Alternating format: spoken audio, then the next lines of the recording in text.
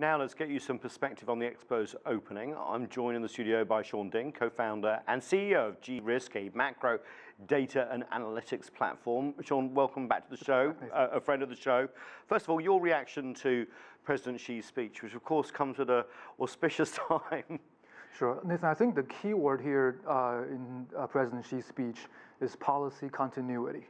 Last year, he promised that China would continue to open up its markets, its financial market, its trade market, and this year he's re-emphasizing on that.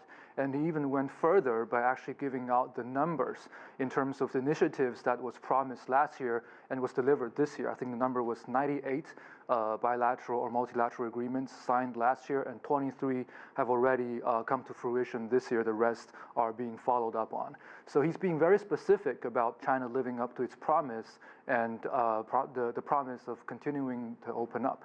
Now, of course, the details is in the devil is in the details, and that's at local levels. How it's going to be implemented is still a question mark, but at least from the political perspective, President Xi is showing a very strong political will and broadcasting a very clear message. Yeah, of course, you know, the speech is in Shanghai, but it's also aimed at the whole world, including the United States, and we're on the cusp, if we believe the reports, of a phase one trade deal. How does this speech and the whole Expo kind of relate to that? Well, I don't think the Chinese government or President Xi in this case was sending any specific messages to the U.S., but if you read into the speech, there were bits of the text that were alluding to China's idea of, okay, you know, we have this strong political will to live up by our words. So, you know, when we're negotiating, trust us that we deliver the promises that we agreed upon. And this is something that China and the U.S. have been going back and forth in terms of how much implementation or the execution mechanism that needs to go into the text of the agreement. I think this speech is giving the U.S. and also other countries a signal that as long as there is a strong political will in China, things will get done.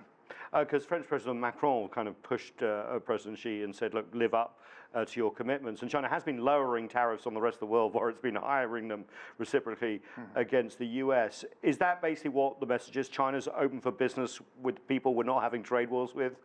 Well, I think China is open to, at least the signal of the speech is that China is open to business to everyone. And if you look at the end of the speech, he also mentioned, of course, the Belt and Road Initiative and how it's been growing. So the idea is to, of course, you know, be open to a broader community. And of course, the foreign investment law, which has been long talked about, long planned, gone through the legislative sessions, coming into effect January 1st next year. There's a lot of actually a positive surprise when it finally came out from European and other businesses. Is that going to help? Well, definitely, Nathan. I think, you know, foreign media have already been saying that this new foreign investment law has been a lot more accommodating than the three legal instruments that it's going to replace. And of course, last week, the Chinese government came out with the actual detailed implementation plan for the law. And that's, again, going to reassure people that this is going to be a very significant legislation. Sean, thanks so much. Just stay where you are. We're going to return to you in a moment.